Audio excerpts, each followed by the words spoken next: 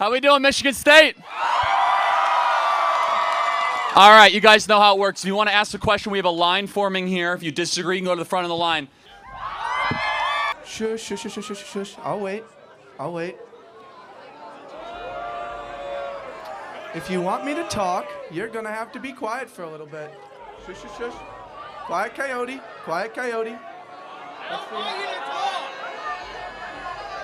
You know what? I can wait here for the crowd to quiet down. Y'all wanted to hear me.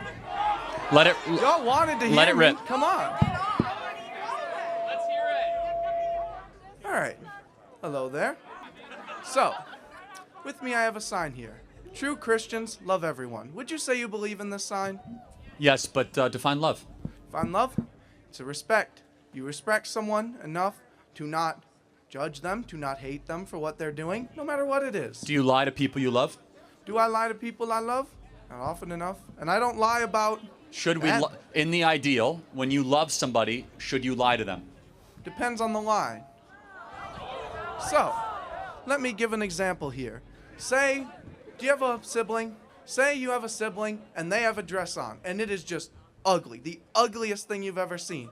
Are you going to tell them that dress is ugly, you need to change it, you horrible person? Yes. In fact, I'll do it in a way that is filled with love, but I love my sister so much that if I feel if she's going to leave the house and be made fun of, I won't let her do that, because that's what love is all about. You see, love But is are you not... going to make her feel ugly saying that? Well, no, in fact... How would you say it to make them I not would feel say, ugly? I would say, listen, I care a lot about you.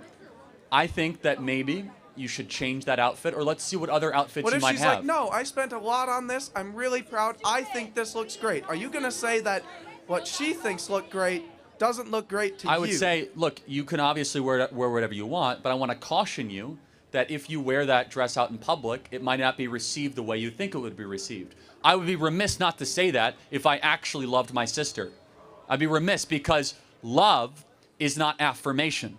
Love is not confirmation. Love is making sure that you care so much about the other that you're willing to challenge and point out flaws when you see them and have the courage to articulate it. That's what love is, as embodied by Christ our Lord, because you have true love right there. And What? I can't have my hand in my pocket. so true love is truth, spoken in love. So, would you say then that believing that homosexuality is a behavior then, you consider it a loving behavior to tell a homosexual that they're just wrong with what they That's believe? not my opinion. It's what the scriptures teach. You have a cross in front of you, so I will talk to you on scriptural basis. The Bible says very clearly that the behavior of homosexuality is a sin. I don't make those rules. I didn't design that. I'm simply telling you what the scriptures say explicitly. But they also say to love your enemy. Yes, how do you love somebody, though? You love somebody by telling them the truth. You see, you are conflating love with acceptance. They are two completely different things. So do you think we don't have an accepting God then?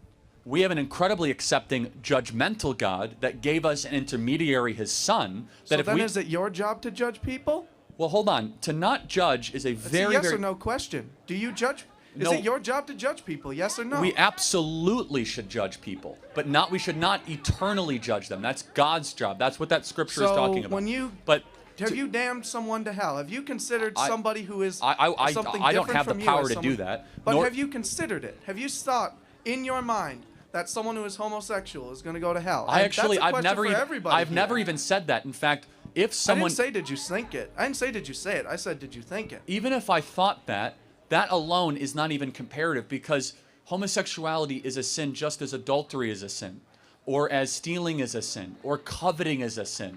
They are all sins. I'm not trying to single out a single sin, but when asked or presented, what does my faith teach about this particular behavior, I'm going to give you a morally clear answer.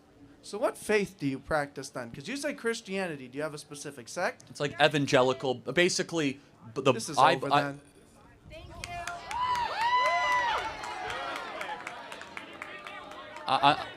Where did Bob Ross go? I hope he accepts Jesus in his heart. How do you feel about Trump saying that he would run for a third term? Because that's something I really Yeah, disagree with. I don't think it's there in the Constitution. I think he's trolling people. Okay. Thank you. Hey, Charlie. I'm just wondering, on your take on immigration, how would you feel about a 20 to 40 year moratorium? No visas, green cards, I citizenship, think anything. 5 years is a good. We could start and measure it up. I mean, I don't know. We don't know what the world's going to look like in 20 years. Yeah, that's a good point. How long do you think it would take for someone to become naturalized? Oh, it should take longer than it currently does. Yeah. Well, how long do you think it I don't takes to know. become fully Americanized? Because I would say, Oh, I see. I'd say a generation, and I think even Probably. that's iffy. So I think we should stop it for a 20 to 40 years. Here's what I will say: the need for immigration is going to almost disappear soon because of artificial intelligence and robotics. Almost all of the arguments are, well, they're going to do the jobs we don't want to do, blah, blah, blah, blah, blah. All those arguments are about to go away because we're going to have mass application of advanced robotics very soon. Okay, another question. I've been doing a lot of research and ordered the book The Bell Curve by Charles Murray. How do you yep. feel about that? That's good. There's a chapter that's awfully controversial around IQ. Well, the whole book's about IQ. And on Well, that no, the note, whole- do you no, think... Well, there's one in particular. yeah, I know what you're talking about. It's like chapter 9. 13. Do you Oh, think 13, that there you go. we should replace college degrees with IQ testing to increase class mobility? Standardized tests and IQ tests, yes. I think standardized tests are really good. You know, it's interesting. I think we should get rid of the college degree requirement at a lot of jobs and say instead, can you take a standardized test and an IQ test? Do you know they got rid of that post-COVID because it was racist? It was 1971. Well, no, we did it again in 2000 as far as an informal practice to get rid of it. I think we should absolutely bring back IQ tests. Hi, Charlie. I just wanted to go back to what you said about sex without life being an issue, and I agree with that. But I wanted to ask you, with like a religious perspective, if you think that it's hypocritical of the Catholic Church to practice natural family planning because it's still trying to have sex without life, because that's an issue that I've struggled with. No, I don't necessarily. I mean, the greater question. So, I'm not a Catholic, so I actually do believe birth control can be used. I'm not Catholic either. I know my shirt Yeah, it says says that, but I Catholic just that. represent CC. And I'm not one to ever point out hypocrisy in the Catholic Church. I do think there is some inconsistency, though, with the lack of birth control. I could talk at length about that. But do I think that birth control is overly used, especially in like premarital relationships? Absolutely, yes. Okay, Without thank a you. doubt. So, hi, my name is Carl. I'm a Lebanese Christian. I was born here legally. My parents came here legally. I was born in Pontiac, Michigan. Great. So, My wife is half Lebanese. hell yeah. So, you made a point before that if you have a double citizenship, you shouldn't be able to work in politics, which is the only thing I disagree with you on because I'm a dual citizen. You have to and renounce one. Yeah, but I pay taxes. I work in the U.S. Fine. You could I do love that. the U.S. But I don't think you should be able to run for office and have 2 passports. But why not? If my utmost loyalty is to the U.S. Well, then prove it. I prove it by working in the No, U.S. then get rid of the other government. passport. I'm not trying to nitpick, but look, you could do all sorts of things. I think though you should not be able to have 2 passports and serve in the U.S. government. I find it to be insane because basically, why would you have that passport for any other reason than as like a backup plan? Yeah, I have that. And I'm not criticizing you. yeah. I'm just saying as a principle. So I have that passport because it's my parents' country. Like I respect. You could still visit it without the passport. Yeah, I need a visa though. That's it. All right. Well, but you have to choose. That's the point. Is that if you're going to be coming to elected office, you have to make a declaration that this is my home. I've burned the boats. There's no backup plan. And I think that's a very reasonable thing for any country to say. Like China would not allow someone in the Chinese government to serve if they have a French passport, right? It would just it begs the question of whose loyalty is it? But like, doesn't that make me kind of like a second-class citizen? Like, why do I have to pay full taxes if I don't get the full privilege? We're of just talking working? about serving in Congress, right? So I don't Yeah. know if you ever want to be in Congress. Yes, I want to be in Congress. Okay, That's great. my dream. So if you want to be in Congress, I encourage you to get rid of the Lebanese passport, because it would always beg the question of like which is your ultimate loyalty. And let me just tell you right now, contrast that with the founding massive immigration that we saw in the early 1900s. They would burn their passports from their native countries when they came to America because they were so happy to be here and they wanted to make a statement that they were part of the United States of America. So, again, you have to tell me more of what you think you would get out of having that passport, other than it just being symbolic. I can also vote back home. Okay, exactly. That's the point. Is that you No, could but who you could says have I ties don't- to the government. Yeah, but who says I don't vote for what would be an interest for America? Like I voted, like I would have voted back home for. Again, I don't mean to nitpick you in particular, but it Yeah. does beg the question that if you have dual citizenship, your loyalties might be split. And to use a principle of our Lord and also of Abraham Lincoln, a house divided cannot stand. So you just have to choose. It's nothing against you, right? It's just, in my opinion, you should not be allowed to have another passport and serve in the U.S. government. Hey Charlie, my name is Samwise, and I come here. Samwise Ganges. Yes, exactly. Thank you for noticing. So my question is about Christianity, and so I see a lot of Christians saying that there are certain verses in the Old Testament that we shouldn't hold to the standard of Christianity because they're in the Old Testament. It's a great question. But there's a verse, Matthew 5:17, that says, "Do not think that I have come to abolish the law or the prophets. I have not come to abolish them, but to fulfill them." And that's what Jesus said on the Sermon on the Mount. And so how do we refute this as Christians? Like, how do we refute that that the Bible does not It's condone a phenomenal question. bad So, things in the book Old of Testament? Colossians, it says the ordinance of Moses were nailed to the cross. So there are three types of laws. So there are 613 laws of Judaism. Okay, there are three types of laws. There are the moral, there are the civil, and then the ceremonial. The ceremonial we are not bound to as all. Eating kosher, the feast days, having 4 strings basically outside, wrapping your arm in a specific way to pray at a specific time. We are not called to the ceremonial laws. The civil laws must become deeply under our consideration to employ, such as, ceremonial laws of should we have the death penalty or not. We're not bound to them, but we should heavily consider it. We are bound to the moral laws. The moral laws are basically the 10 Commandments. All of which, except one, the Sabbath, which is repeated but not in explicit form, was repeated by Christ our Lord. Don't take any other gods before me. No idols. Don't take the Lord's name in vain. Right? Honor your mother and father, so you may live long in the land of which you are in. For 6 days you shall work, and for the 7th day you shall rest. Do not murder. Do not take false witness. Do not steal. Do not commit adultery, and do not covet. Those 10 basically moral laws remain a constant through Christian theology. Okay. Thank you. May I have a hat? Yes, thank you. My question is, and I've seen your signs, you agree with the MAHA movement. You make America healthy again.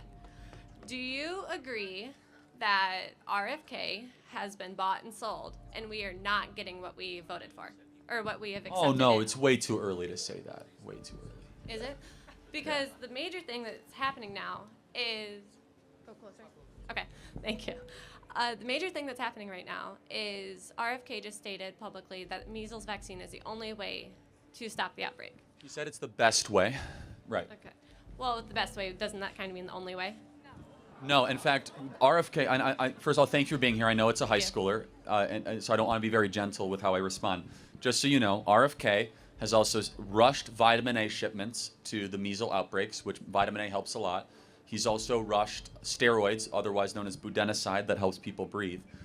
Bobby Kennedy is the top leading public health official, and as the top leading public health official, it is proven that if the MMR vaccine does not hurt you, which it might, it actually is very effective at stopping the spread. However, there's serious questions about whether the MMR vaccine is dangerous or not. So what he said is factually true, and I say this as someone who's a great skeptic of public health authorities. I agree with that, in that stance. Would you agree, I guess flipping, for during his campaigning, in a way, to get into the health, would you say that he got false support, like put out some false claims to get influencers and celebrities of like saying that we are in support, and then we're not really seeing anything and it just kind of all being pushed away? No, again, it's been he's only been in there for like a month and a half. Just on Tuesday, he announced that there will be the largest study into the causes of autism in American history, and by September, we're going to get some real answers. I think the world of Bobby Kennedy, and just to be clear, he actually went and visited where the measles outbreaks happen, and he alone talking about vitamin A helping with measles, that alone is a major accomplishment. We would never hear that from public health authorities before. So I encourage you to trust the process, and Bobby Kennedy has my support. Thank you very much. Can I follow up with a question, different question? Really quick, we got a very Okay. long line, and we took a while on. Okay, I understand. So I'm going to flip it entirely away from... So I watched your Jubilee interview, and one of your major stances was college is a scam. I'm going either into college or away from college, leaning towards not going to college. Would you say that standard first, like, from the kindergarten through high school experience, do you feel like it is very biased to get you to college? And then if you don't have it, it's hard to make it in the world? Yeah, I mean, look, college is super biased. Look, college is good for some people in the audience if you're studying engineering or something technical or something focused. The vast majority of people that go to college are studying anthropology or communications or social sciences. And it's not my opinion. The data shows that half the people in this audience, if they get a job, will get a job that does not require a college degree. That shows that rendered basically your entire time here useless. So every person is specific and different. We need more people that are welders, entrepreneurs, HVAC, and people that take risks and start businesses. And also, a lot of these jobs are going to be replaced by AI. Thank you so much. I got to the next question. Thank you. Can I get a hat? Yes, thank you. So I want to talk to you, and I don't want to misquote you here, so if you could just restate your opinion. Oh, sorry. If you could just restate your opinion on this. You said that, obviously the auto industry here has been weakening over the years, and that you said these tariffs are going to help. Is that right? Will almost certainly help the auto industry specifically, correct? Yeah. Okay, so, we've all seen the estimates that have been coming out where prices on cars are going to go up by 25%, 50%, right? And obviously, that components sometimes travel multiple times between a country on the borders between Canada, Mexico, and so on, just to get to these auto manufacturers. My point is, if a car, right, if the cost goes up, demand will go down, right? And then obviously supply will go down, right? Because that's basic law of economics. And then at that point, if I don't have a high demand and I don't need to create a high supply to supply that, won't I need less workers? Smart take. Number one, just so we remember, we saw car prices go up dramatically during COVID. Do you guys remember that? Because there was a chip shortage. No, 100%. No, I just want to make, and by the way, we endured that. And I'm not one to try to say we need higher prices because people are getting crushed. But I just want to have everyone remember, during COVID, we saw nearly a 50% increase in car prices, and it almost received no national news coverage. In fact, used cars were going more than new cars in certain markets because of this specific chip shortage. The one thing I will say, though, is that I think you're underestimating America's consumer drive and the built-in demand for vehicles and new vehicles. I think actually demand will largely stay stable. I don't necessarily think prices are going to increase as much as you think, because remember, these tariffs are on those made in foreign countries. Toyota makes a lot of their vehicles here. Those are not going to be tariffed. Hyundai makes a ton of their vehicles here. Honda just opened up a new facility, I think, in Kokomo, Indiana. And so the tariffs are a forcing function. I'm willing to play it out. Here's why. I know how Michigan has suffered economically. Detroit used to be the wealthiest city in America. It's a fact. No, I agree. It was a crown jewel. In fact, you look at the library, you look at the old buildings of Detroit, it's like going through ancient Athens, how much money used to be flowing through here. And now I think it's worth us saying, wait a second, what did we trade to get rid of that? And it very well might not work out, to your point. I think it's very well worth the experiment because it's one that people voted for. Gotcha. No, but I understand about that. But if we look at the demand for automobiles, right, during COVID, that was largely in part for secondhand vehicles. People weren't buying them because, if we remember correctly, like a lot of these dealerships were like gouging the hell out of these new cars that were coming out. So yeah, I agree with you. Yeah, demand is going to be there, but it's going to be for a different hand market. And like, I agree. It's great. Toyota, Ford, GM, all these guys are making their cars here, but still a lot of these components come from other countries. And that is true. Yeah. So I grant you all of that. I don't want to be overly ideological. Sure. It could work out. I think in part, employing more American labor is a net benefit for the American people. So we'll see what happens. Thank you for your time. Can I get a hat? Yes, of course. Absolutely. Thanks for your Thank time, you. Man. Appreciate it. Hi there. My name is Jordan, and I'm a third-year chemistry student here at Michigan State. And I have a question. So one of my friends, he's from Canada, and he's here as an engineering student on a visa. Do you think that an individual like him should be deported out of the country, especially with the coming up I don't know enough getting about rid him, of the but Department of Education? I don't know enough about him. But, I mean, I like Canada. I don't think it should be a 51st state, but it's got a lot of problems, though. But That's fair. And then going forward, when you look at the Department of Education and look at it at a federal level compared to the state and local, how do you think FAFSA factors into that? Oh, that's interesting. It should go into the Department of Treasury. We do give out way too much money in student loans, though. I think, though, that the Department of Treasury should handle all that. But generally, we're giving out way too much money in student loans in this country. Yes. Hi, Charlie. I'm Jack. I just want to say I'm a really big fan of you. I agree with what most of you say. As a Christian, I do have to disagree with you on the death penalty. And I know you used to be anti-death penalty. Now you are pro-death penalty. I just want to ask why you switched over. And I just disagree because God is just, he has so much grace and forgiveness that I feel like we should give even those who have done horrific things to people and murdered, give them chance and to change their heart and soften their heart and say, you know what, God, I do want to change, and obviously stay in prison, but, you know, change their heart in prison so they can spend eternally with God. And it's a great question. So Yeah. number one, we must remember before I say this that there are the three types of Old Testament laws. There's moral, there's civil, and ceremonial. Ceremonial we're not bound to. Civil we strongly consider. Moral we are bound to. It's cool? Yeah. So the only civil law, the only law actually that is repeated in all 5 books of the Torah, Genesis, Exodus, Leviticus, Numbers, and Deuteronomy, the only law is that you will take a life if you take a life, meaning that the death penalty for murder. It's the only law repeated. Now that's a civil law that we must strongly consider. Now I'm going to give you an interesting argument you probably never have heard. We believe that all human beings are made in the image of God and are image bearers. If you allow murderers to live, it's an insult to the victim.